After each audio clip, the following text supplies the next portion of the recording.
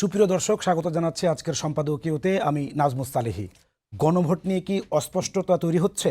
এনসিপির আহ্বায়ক নাহিদ ইসলামের কথা, গণভোটে হ্যায়ের পক্ষে সব রাজনৈতিক দলের অবস্থান নেয়া দায়িত্ব। এদিকে গণভোটের পক্ষে ইতোমধ্যে প্রচারণা শুরু করেছে সরকার। বিএনপির মহাসচিব মির্জা ফখরুল ইসলাম আলমগীরের ভাষ্য, গণভোটের প্রচারণা চালানো বিএনপির দায়িত্ব নয়। এদিকে জামায়াত ইসলামের আমির ডাক্তার শফিকুর রহমান বলেছেন, নির্বাচনে কেউ মেকানিজমের চিন্তা করলে পালাতে বাধ্য হবে। এই মেকানিজমটা আসলে কি? নির্বাচনী রাজনীতির নানা দিক নিয়ে আজকের সম্পাদকীয় ধোঁয়াশাই গণভোট। আর এসব নিয়ে কথা বলতে আমাদের স্টুডিওতে উপস্থিত আছেন সিনিয়র সাংবাদিক এম এ আজিজ এবং এস এম সাইফ মুস্তাফিজ, যুগ্ম সদস্য সচিব, জাতীয় নাগরিক পার্টি। দর্শক, আপনারাও এই আলোচনায় অংশ নিতে পারেন। এই জন্য আপনাদের ফোন করতে হবে টেলিভিশনে দেখানো নাম্বারে, এছাড়া ফেসবুকের মাধ্যমেও জানাতে পারেন আপনাদের মতামত। আমরা আজকের আলোচনা শুরু করব, তার আগে জানিয়ে দেব আজকের প্রধান প্রধান শিরোনামগুলো। অভ্যুত্থানের তরুণ অনেকে নির্বাচনে জয়ের আশা প্রধান উপদেষ্টার। কেউ কেউ হতে পারেন মন্ত্রীও। 12 ফেব্রুয়ারি নির্ধারিত হবে বাংলাদেশের ভবিষ্যৎ।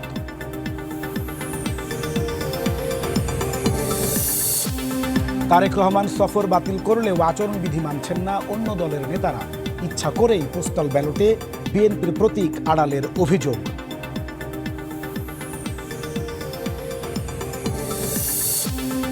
গণভোটে হ্যায়ের পক্ষে প্রচারণায় এনসিপি, একটি দল বিপক্ষে থাকার অভিযোগ। জাতীয় পার্টির প্রার্থীদের মনোনয়ন বাতিল চেয়ে ইসিতে স্মারকলিপি জুলাই ঐক্যের। আসন বন্টন নিয়ে জামাত ও ইসলামী আন্দোলনের টানাপোড়েন। শেষ মুহূর্তে একাধিক দল যুক্ত হওয়ায় সময় লাগছে, দাবি নেতাদের। দ্রুতই জোটের প্রার্থী ঘোষণার আশা। এবং চুয়াডাঙ্গায় সেনা হেফাজতে বিএনপি নেতা ডাবলুর মৃত্যু।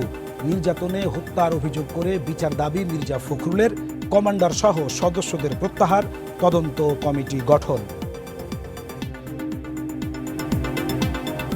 দর্শক, এই ছিল আজকের প্রধান প্রধান শিরোনাম। আমরা সরাসরি যেতে চাই আলোচনা শুরু করতে যাই সিনিয়র যেহেতু এম এ আজিজ ভাই, সুতরাং আজিজ ভাই আপনাকে দিয়ে শুরু করতে চাই। আপনি জানেন যে এর আগে বিএনপি মহাসচিব বলেছেন যে গণভোটে হ্যায়ের বিপক্ষে অবস্থান নেওয়া কোনো অবস্থাতে আসলে সেই সুযোগ নেই। আবার গতকালকে তিনি তার নির্বাচনী এলাকা অর্থাৎ ঠাকুরগাঁওতে তার বাড়িতে গিয়ে বলেছেন যে নির্বাচনী গণভোটের পক্ষে প্রচারণা চালাবে না বিএনপি, বা তাদের কাজ নয় সেটি। আবার আজকে নজরুল ইসলাম খান, বিএনপির একজন স্থায়ী কমিটির সদস্য, তিনি আবার বলেছেন যে গণভোটের পক্ষে বিএনপির অবস্থান নেওয়া ছাড়া আসলে একই নাই, উচিত নয় অথবা সুযোগ নেই। বিএনপির শীর্ষ পর্যায়ে গণভোটের অবস্থান নিয়ে আসলে এরকম একটা ধোঁয়াশাপূর্ণ অবস্থান কেন, বা আপনার কি মনে হয়? আমি তো আজকে নির্বাচন পরিচালনা কমিটির যে দায়িত্বে আছেন নজরুল ইসলাম খান, তিনি তো হা ভোটের কথা বলেছেন আজকে।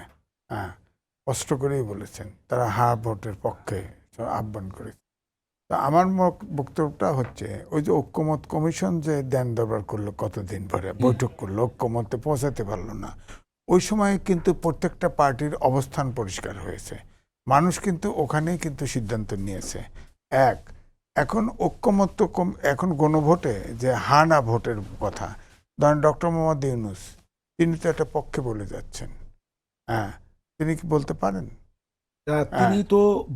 তিনি তো মূলত অভ্যুত্থানের সরকারের যে 3টা কাজ ছিল তার মধ্যে তো সংস্কার প্রধান প্রায়োরিটি ছিল। সরকার হ্যাঁ না ভোট, যিনি না ভোট দিবেন সেখানেও সরকারকে পয়সা দেয় সে, যে হ্যাঁ ভোট দিবেন সেও দেয়, কোনো পক্ষ নিতে পারবেন না।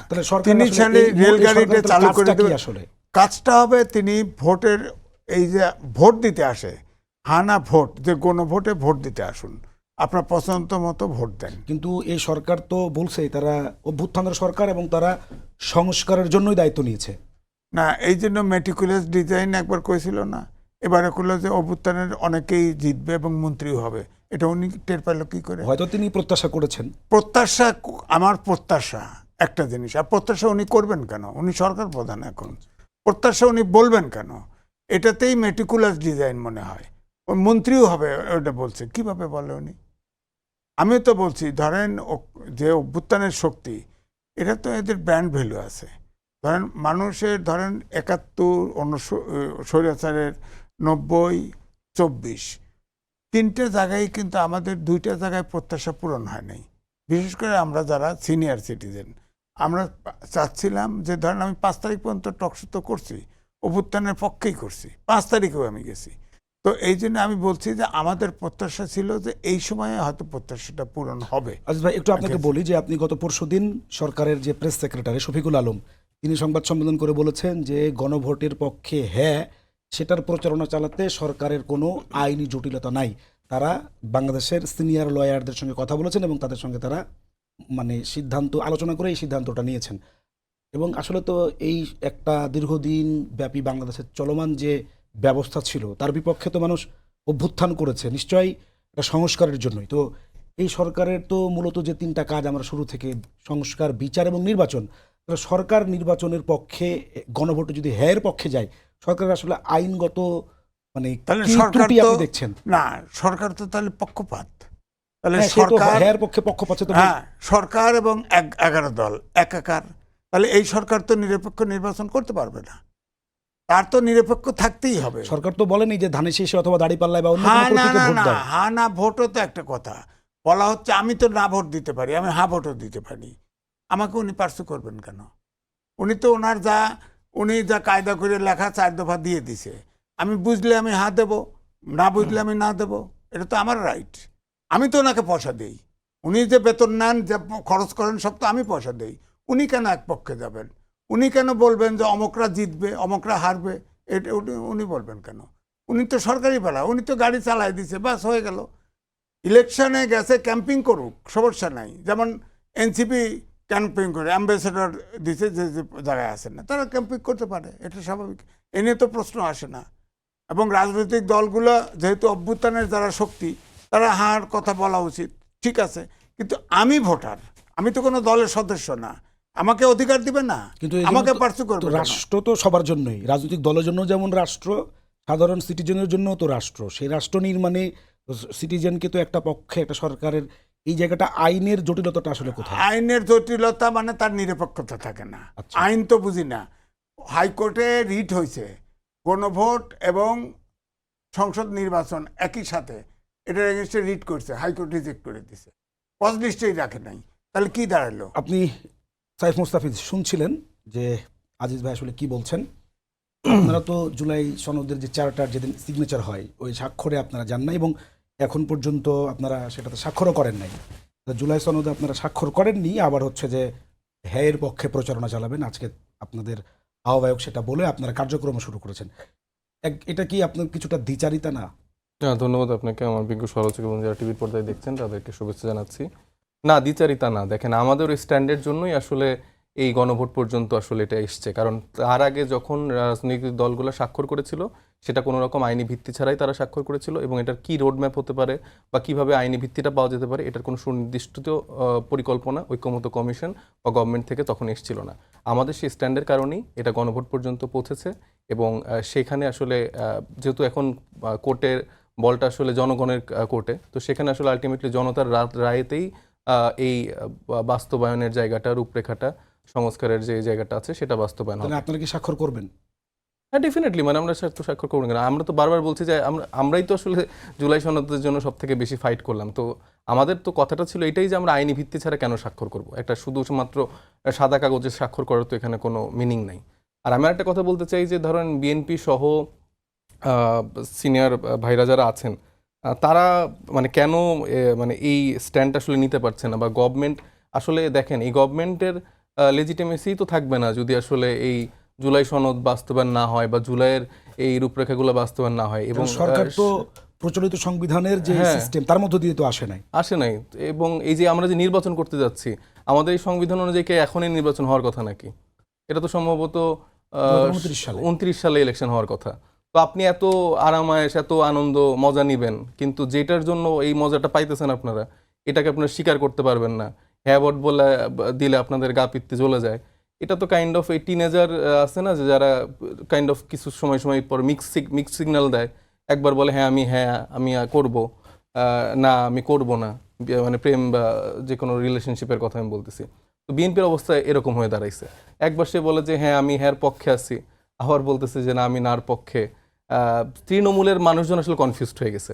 এরা বেচারাগুলা মানে সকালবেলা দেখে যে এরা নার পক্ষে ক্যাম্পেইন চালায়, আবার দুপুরের বেলা দেখে যে বিএনপির একটা সিনিয়র লিডার বলছে না আমরা তো হের পক্ষে, আবার মির্জা ফখরুল ইসলাম আলমগীর বলতেছে না আমাদের তো এটা দায়িত্ব না, আবার ভাইরা আবার এক এক রকম কথা বলতেছে। তো আমার তৃণমূলের বিএনপি নেতা কর্মীদের উপর একটু মায়াই লাগে যে আসলে তারা ডিসিশনহীনতায় ভুগতেছে। তো এই কনফিউশন থেকে, এই মিক্স সিগন্যাল থেকে বের হয়ে আমার মনে হয় যে যেই জুলাই আসলে তাদেরকে রাজনীতি করার সুযোগ করে দিছে, নতুন বাংলাদেশকে বিনির্মাণ করার স্বপ্ন দেখাচ্ছে, তাদের ডিসিশনটা আসলে নিজেদের নেওয়া উচিত। আপনি একটু ইঙ্গিত দিয়েছেন, কিন্তু আরেকটুকু বলবেন যে সরকারের হ্যায়ের পক্ষে প্রচারণা চালালে সরকারের নিরপেক্ষতা থাকে না, এম এ আজিজ ভাই বলছেন। এটা মানে কিভাবে নিরপেক্ষতা থাকে না? এই সরকার তো হ্যার পক্ষেই এটা প্রচারণাটা চালাবে। এই সরকারের লেজিটিমেসি তো নির্ভর করতেছে হ্যার উপরে। যদি এটা না হয় তাহলে তো সেখানে সরকারের গঠন প্রক্রিয়া তো কোনো আপনি আইনি ভিত্তি দিতে পারবেন না, আপনি কোনো দিক দিয়ে তো আপনি এটা লেজিটিমেট করতে পারবেন না।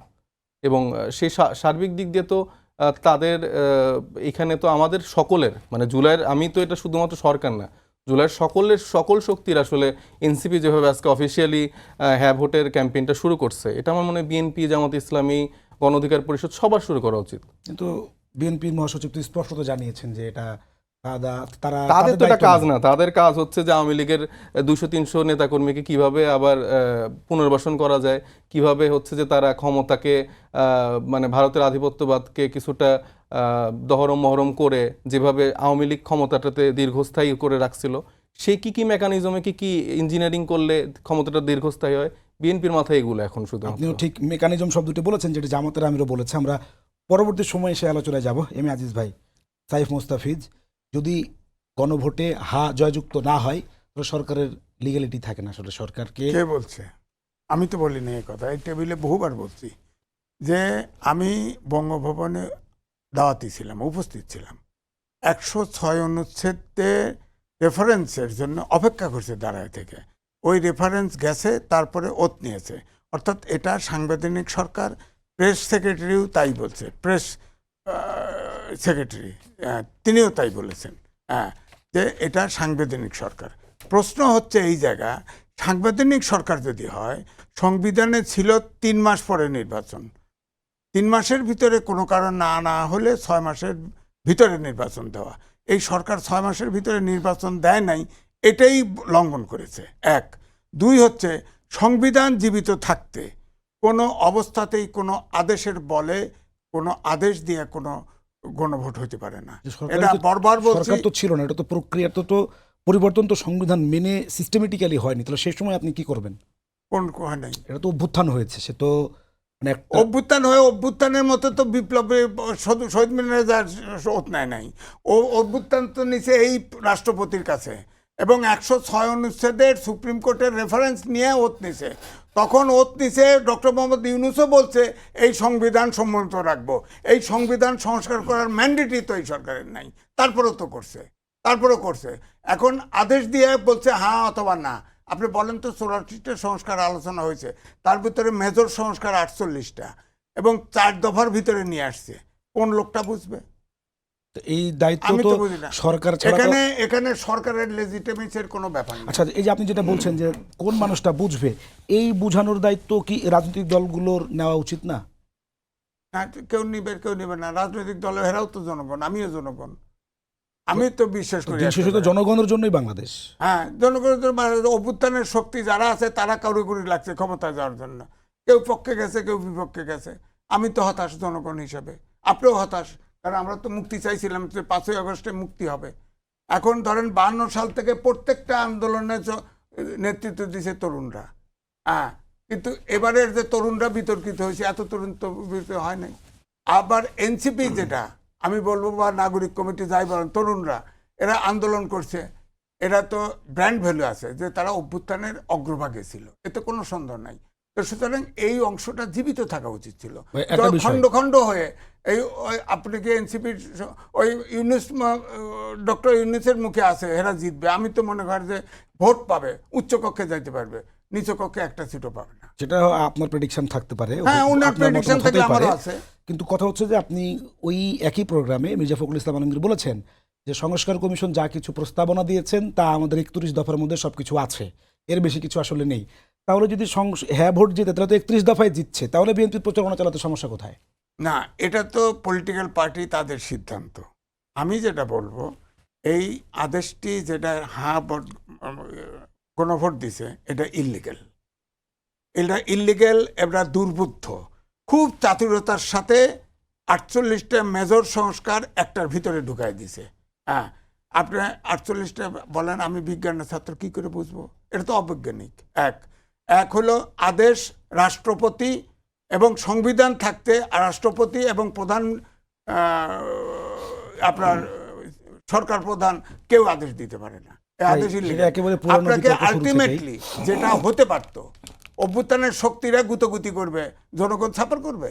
তারা 30টা রাজনৈতিক দল বসছে, এর অর্ধেক দল আমার পরিবারের সমান নাই সদস্য। হ্যাঁ, তারা সারা এই দেশের মালিক জনগণ, সংবিধানে লেখা আছে। আমরা এই 30টা দলকে লিস্ট দিয়ে দিলাম, তারা বসে বসে এই করলো। এখন তারা ভাগাভাগি করতেছে, তারা ঝগড়াঝাটি করতেছে। তারা ওখানে একমত হতো, অভ্যুত্থান ঘটছে, মানুষ মারা গেছে শিশু সহ। এটা কি না হবে? এখন যে হা না পেটে ঢুকাই দিলে তো ধরেন না জয়যুক্ত রাজনৈতিক দলগুলোকে একসঙ্গে বসে সরকার চেষ্টা করেছে, অনেক সুযোগ সরকারের পক্ষ থেকে তৈরি করা হয়েছে। শোনেন, ডক্টর মোহাম্মদ ইউনূস প্রথমে বলছে যে সবাই মিলে আমরা বসবো, যে জায়গায় যতটুকুতে হা হয় অতটুকু নিয়ে আমরা নির্বাচনে যাব, এরপরে ওয়েবসাইটে দিয়ে দেবো, জনগণ বুঝবে কে কোনটায় কে হা করছে না। ঠিক আছে, বুঝতে পেরেছি আপনার কথা। সাইফ মুস্তাফিজ, আপনি আজিজ ভাইকে শুনছিলেন, তার কথা যদি কোনো কিছু যুক্ত করার না থাকে তাহলে আমার একটা প্রশ্ন আছে, যদি আপনি কিছু যুক্ত করার থাকে বা যদি কোনো নোট নিয়ে থাকেন। না, তার কথা আমি মনে করছি না আর কোনো কিছু উত্তর দেওয়ার আছে। আচ্ছা, কারণ এখন এই তর্ক করার কোনো মানে নেই। আব্দুল্লাহ, আপনারা যদি নাহিদ ইসলাম বলেছেন যে না ভোট যদি পাশ হয় গণভোটে, তাহলে জুলাইয়ের অভ্যুত্থান ব্যর্থ হবে এবং নতুন করে আবার বিদ্যমান সংবিধানে যদি সামনের সরকার পরিচালিত, তাহলে আবার ফ্যাসিবাদ। ডেফিনেটলি দেখেন, খুব সিগনিফিকেন্টলি উনি বলছেন যে আপনি আমাকে ভোট দেন না, আপনার আসনে যে কোনো যোগ্য প্রার্থীকে আপনি ভোট দেন, তবে গণভোটে আপনি হ্যাঁ ভোট দেন। এটা আসলে তো জুলাইয়ের আকাঙ্ক্ষা বাস্তবায়নের জন্য একমাত্র উপায়। কারণ আমরা যেভাবে আসলে রাজনৈতিক দলগুলো একটা ঐক্যমত্য কমিশন আমরা চেষ্টা করছিলাম, সেখানে তো আসলে আমরা দেখছি যে বিএনপি কিভাবে আসলে বাধাগ্রস্ত করছে বা সেই জায়গাটা আসলে কিভাবে সম্পূর্ণ হয় নাই। তো সেই জায়গা থেকে জনগণের দিকে গেছে। আর রাষ্ট্রের থেকে কিন্তু দুটার কথাই বলা হচ্ছে যে হ্যাঁ ভোটে হইলে কি হইতে পারে, না ভোট হইলে কি হইতে পারে, দুইটা তো জানানোর রাইট আছে। পাবলিক তো চুজ করতে পারবে যে হ্যাঁ আমি না ভোট নিব। এখন আওয়ামী লীগের লোকজন খুবই উৎসাহীভাবে না ভোটের জন্য মুখিয়ে আছে। এখন কারা আসলে কেন এই না ভোটের দিকে চায়, আমার এটা আসলে ক্লিয়ার না। এখন গভর্নমেন্টের থেকে তাদের যেটুকু দায়িত্ব, আইনিও কোনো জটিলতা নেই, আপনি তো নিজেই মেনশন করলেন। এমন উপরে তারা একদম রাইট ট্র্যাকে আছে। আপনি নিজেও এবার নির্বাচনে প্রার্থী হতে যাচ্ছেন, সব কিছু ঠিকঠাক থাকলে আপনি হয়তো ভোটের মাঠে লড়বেন। নিশ্চয়ই আপনি ইতিমধ্যেই আপনার ভোটারদের সাথে যোগাযোগ রাখছেন বা চেষ্টা চালাচ্ছেন। এই জায়গাটা আপনার অভিজ্ঞতা কি? আসলে জনগণ গণভোট সম্পর্কে প্রপারলি বুঝে এখন, বা গণভোট তো জনগণ বুঝে। ধরেন যে আমার বিজ্ঞ সমালোচকরাও তো গণভোট দেখছে। জিয়াউর রহমান সাহেব যখন গণভোট করছেন, তিনিও তো গভর্নমেন্টের থেকে গণভোটে হ্যাঁর পক্ষেই প্রচারণা চালাইছে। তো এটা নতুনত্ব তো কিছু না। যারা সিনিয়র যারা আছেন, আমাদের তরুণদের জন্য নতুন, কিন্তু আমরা ইতিহাস সচেতন, আমরা ইতিহাসও জানি। তো প্রিভিয়াস যেই গণভোটটা হয়েছে সেখানে আমি যতটুকু জানি যে জিয়াউর রহমান সাহেব হ্যাঁ ভোটের পক্ষেই ক্যাম্পেইন চালাইছে, যেটা আসলে বাংলাদেশের জন্য প্রয়োজনীয় ছিল। আমরা শুনেছি আমাদের বাবাদের কাছে যে হেলিকপ্টারে করে হচ্ছে লিফলেট মানুষের কাছে বিতরণ করা। ওইটা সমস্যা যদি না হয়ে থাকে বিএনপির কাছে বা বিএনপির সমমনা যারা সাংবাদিকরা আছেন, কিন্তু এখন তাদের কাছে হঠাৎ করে সমস্যা তৈরি হচ্ছে। তো এটা কাইন্ড অফ দ্বিচারিতা। তো এই জায়গা থেকে আসলে নিজেদের স্ট্যান্ডটা ক্লিয়ার করা উচিত। তরুণ প্রজন্ম না, আমার মনে হয় যে মোটামুটি 45% পপুলেশন যারা আসলে আমরা কখনো ভোট দেই নেই, আমরা আসলে কিছুটা স্ট্রেট ফরওয়ার্ড ডিসিশনগুলো দেখতে পছন্দ করি রাজনৈতিক দলগুলোর থেকে।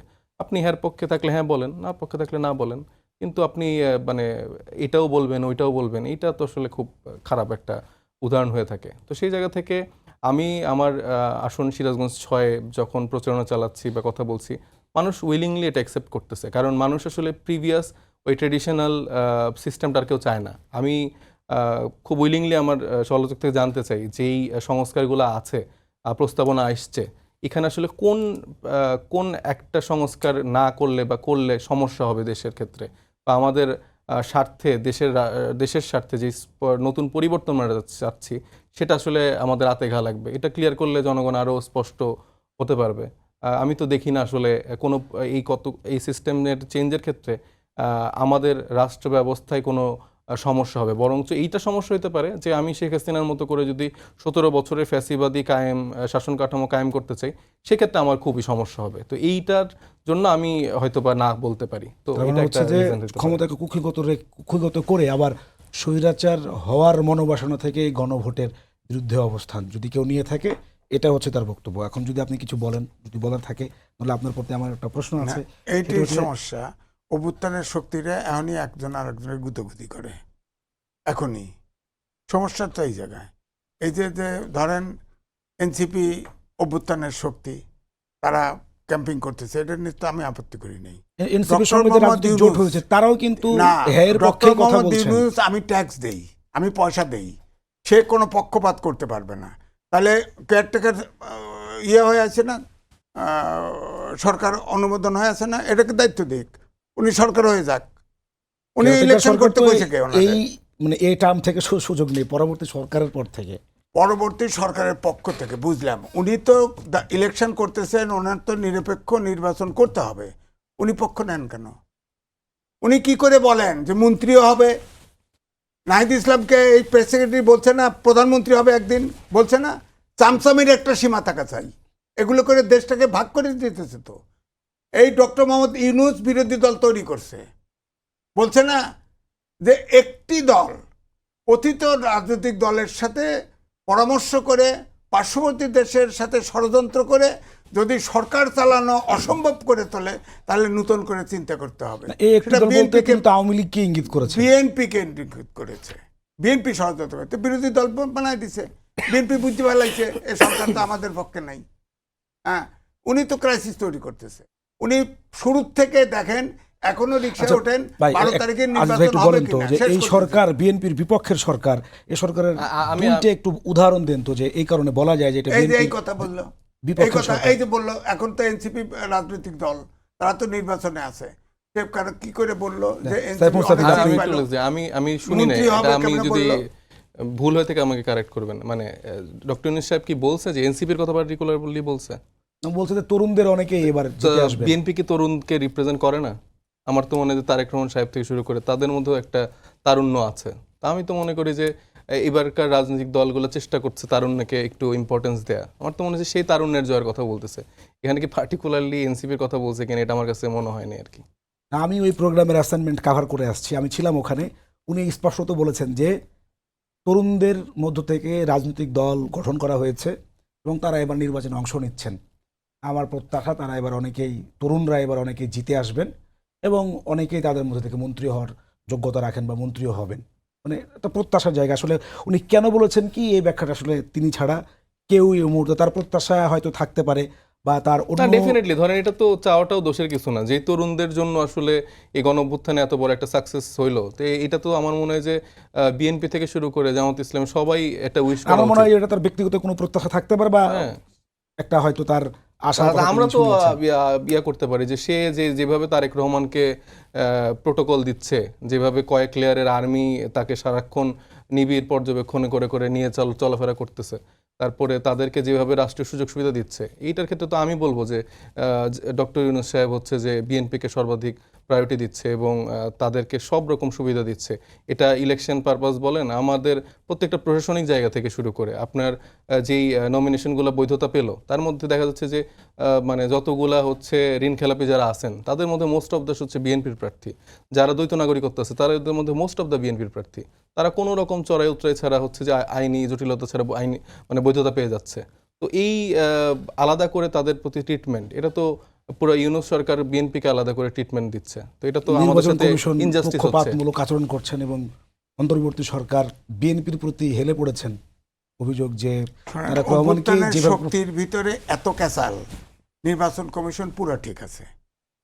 ডক্টর মোহাম্মদ ইউনূস সবসময় কথা তবি কিন্তু যদি এগুলো ছাড়া কথা বলতে পারেন না উনি, উনি রাজনীতি কিন্তু আমরা তো বোঝেন দেখি না। বিএনপির চাওয়া অনুযায়ী তো সবকিছু মোটামুটি তিনি তো সেভাবেই। কি চাওয়া অনুযায়ী? বিএনপি চেয়েছে বলেন। নির্বাচন ফেব্রুয়ারিতে, লন্ডন থেকে বৈঠক শেষে ইউনূস বলেছেন ইয়েস ফেব্রুয়ারিতে হবে। তারপরে হচ্ছে যে যদি এই হয়, সবসময় শর্ত আছিল কোন সময় এই জন্য এখনো তার তো রিকশা একটা লাগা execution হচ্ছে না, না, নির্বাচন তো এখনো হচ্ছে। এই জন্য উনি যে আস্থার সংকট তৈরি করছে, এখনো আস্থার ভিতর অনাস্থার ভিতর থেকে বেরোতে পারেন নাই। এই যে এখন আমি এই যে কথা বলি, যে সূত্র ধরি, উনি বলছে হ্যাঁ তরুণদের বলতে পারে, উনি ব্যক্তিগতভাবে বলতে পারে, কিন্তু এটাতে বলা হয়, এটা আমার কাছে মনে হচ্ছে এটা মেটিকুলাস ডিজাইন। উনি হয়তো নির্বাচন ম্যানিপুলেট করতে পারে, নাহলে উনি কথা বললো কেন? আপনি যেহেতু ম্যানিপুলেটর কথা তুলছেন, জামাতের আমির আজকে বলছে মেকানিজম করতে আসলে তাকে হচ্ছে যে পালাতে তারা বাধ্য হবে। এই মেকানিজমটা আসলে কি জামাতের আমির? সমস্যা না, পালাতে পারতে জোর না, খাটাবে। না, এটা একটু বলেন যে এটা মানে উনি মেকানিজমের কথা বলছেন কেন? শঙ্কা কি এরকম তৈরি হয়েছে কোনো কিছুতে? না, যে অবস্থা, যেভাবে কথাবার্তা চলছে, তাতে ইলেকশনের দিন হবে না কেমন করে হবে না, কেমন করে বলেন? আমি আজকেও তো শুনলাম 2.5 লাখ পুলিশ ট্রেনিং দিছে, 2.5 লক্ষ, 43,000 হলো সেন্টার, তাহলে 2.5 জন করে পড়ে প্রতি সেন্টারে পুলিশ। ভাই, আমরা একেবারে শেষের দিকে, হ্যাঁ, তো আপনি পুলিশ তো- কন্টিনিউ করেন আরো 1.5 মিনিট, তারপর আমরা সাইফ হ্যাঁ, মুস্তাফিকে দিয়ে শেষ পুলিশ করব। তো টমার আছে। এখন ধরেন ভোট গণনা হচ্ছে, একদম লাস্ট মুহূর্তের কথা, ভোট গণনা হচ্ছে, দেখা গেল যে 11 দল আগায় আছে, হ্যাঁ, অথবা বিএনপি আগায় আছে, তখন তো বাক্স নিয়ে দৌড়াবে এক তো পক্ষ। রাজনৈতিক দলের তখন কোনো দায়িত্ব নাই? আপনি দৌড়াবেন? দায়িত্ব নাই তো, যার যার মতো যে তার মধ্যে আছে, তো দায়িত্ব আমি তো দেখতে পাচ্ছি না। এই জন্যই তো বলছি, যদি অভ্যুত্থানের শক্তি এক থাকতো, তাহলে ওই যে 30টা দল বসছিল তখনই সমঝোতা করতো। পার্লামেন্ট ছাড়া তো এই গণভোটের ওই এগুলা হানা ভোট তো অ্যাপ্রুভ হবে না, সংস্কারও অ্যাপ্রুভ হবে না। তাহলে সোজা একমত হয়ে তারা সোজা সংসদে যেতে পারতো, যায় নাই তো। হ্যাঁ, এইটা চাইছে। এনসিপি এখনো স্বাক্ষর করে নাই, আইনি ভিত্তি চাইছে। আইনি ভিত্তি সংসদ ছাড়া কি দিবে, কে দিবে? সংসদে তো যেতে হবে। ভাই, এটা নিয়ে তো অনেক ডিবেট হয়েছে, আসলে অনেক আলাপ আলোচনা হয়েছে যে যদি এটা এখনই আইনি ভিত্তি না থাকে তাহলে পরবর্তী সরকারের বাকি যে কার্যক্রম আইনি ভিত্তি হলে তাহলে কোর্টে যান, আইন বানায়লন। আইনি ভিত্তি একমাত্র সংসদে যুক্ত করতে হলে সংসদই অনুমোদন করবে, এর বাইরে কোথাও আইনি ভিত্তি হবে না। একেবারে আমাদের শেষ 1.5 মিনিটের সাথে সময় আছে। সাইফ মুস্তাফিজ, জামাতের আমির বলছেন যে মেকানিজম করতে আসলে তাকে পালাতে বাধ্য হতে হবে। তারা এখন আপনাদের নির্বাচনী জোটের সঙ্গী, রাজনৈতিক জোটের নির্বাচনী সঙ্গী।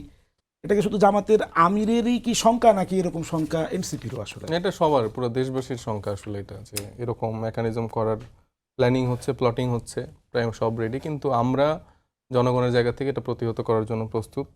তো সেই জায়গা থেকে আমরা চেষ্টা করছি। আমরা শুধু এনসিপি, মানে আজকে তো ঘোষণা দিল 300 আসনেই আমাদের যেখানে প্রার্থী নেই সেখানে আমরা গণভোটের জন্য হ্যাঁ ক্যাম্পেইন করব। আমাদের যেই জোটসঙ্গী রাজনৈতিক দলগুলো আছে তারাও তাদের মতো করে হ্যার প্রচারণা চালাচ্ছে, এবং আমরা চেষ্টা করছি যে আমাদের যেই ইশতেহারটা আমরা জাতির সামনে দেব এটা যেন ডেটা ড্রিভেন হয়, এবং এক্সিকিউশনটা কীভাবে হবে সেটাও যেন আমরা বলতে পারি। আমরা জনগণের কাছে আসলে কোনো ভুজুং ভাজুং এই কার্ড দিব ওই কার্ড দিব এরকম কোনো পলিসির জায়গায় যাব না, কারণ যেখানে আমার ঋণের বোঝা এত টাকা, সেখানে আসলে আমি নতুন করে আপনাকে 100-200 টাকা করে টাকা দিচ্ছি, যেটার আয়ের উৎসটা কী হবে, এগুলো আসলে কোনো কিছু ঠিক না করে এরকম মানুষের কাছে ওই আওয়ামী লীগের আমলের মতো 10 টাকায় চাল খাওয়াবোর মতো করে এক্সাম্পল ক্রিয়েট করা, এরকম মানুষের সাথে আমরা প্রতারণা করছি না। আমরা সময় নিচ্ছি, আমরা জনতার কাছে যাচ্ছি, প্রত্যেকটা শ্রেণী পেশার মানুষের কাছে কথা বলছি, যেটা অলমোস্ট 6 মাস ধরে আমরা কার্যক্রমটা চালাচ্ছি, এবং একটা সুন্দর বাস্তবমুখী ইশতেহার আমরা জনগণকে উপহার দেব, যেটা দেখে তারা ডিসিশন নেবে যে কারা হ্যাঁর পক্ষে, কারা পরিবর্তনের পক্ষে, কারা সত্য কথা বলছে, কারা মানুষের সাথে কোনো রকম বুজুং ভাজুং দিচ্ছে না। একেবারে শেষের 30 সেকেন্ড, এই যে শঙ্কা আপনারা আসলে ছোট করে যদি একটু বলতেন, মানে শঙ্কার এই যে কারণ শঙ্কা, আমি তো মানে প্রশাসনের সেক্টরটা বললাম যে তাদের নমিনেশন বৈধতা পাওয়ার ক্ষেত্রেই যেরকম সুযোগ সুবিধা পাচ্ছে অন্যান্য রাজনৈতিক দল যেগুলো আছে, আমাদের জোটসঙ্গী সহ আমরা যেসব রাজনৈতিক দল কাছে কোনো ছোট্ট একটা ভুল হলেও তাদের আইনি বৈধতাটা চলে যাচ্ছে। আমরা চাই যে তারা এরকম পুঙ্খানুপুঙ্খভাবেই আসলে সবার প্রার্থীতা যেন দেখে, শুধু আমাদের ক্ষেত্রে একরকম তাদের ক্ষেত্রে আরেক রকম। এটাই তো একরকম লিটমাস টেস্ট হয়ে যাচ্ছে যে তারা আসলে কীরকম ভূমিকা রাখবে, এবং আমরা দেখতে পাচ্ছি যে অলরেডি তাদের মাসেল পাওয়ার, তাদের টাকার ঝনঝনানি, এগুলো অলরেডি এলাকাতে শুরু হয়ে গেছে। ধন্যবাদ সাইফ মুস্তাফিজ আপনাকে। যে যত নির্বাচন ঘনিয়ে আসবে এই বিতর্ক আসলে দর্শক বাড়তে থাকবে। আজ এ পর্যন্তই, আগামীকাল আরও অন্য কোনো অতিথিকে নিয়ে অন্য কোনো বিষয়ে আপনাদের সঙ্গে কথা হবে। সে পর্যন্ত ভালো থাকুন, সুস্থ থাকুন, সবাইকে শুভরাত্রি।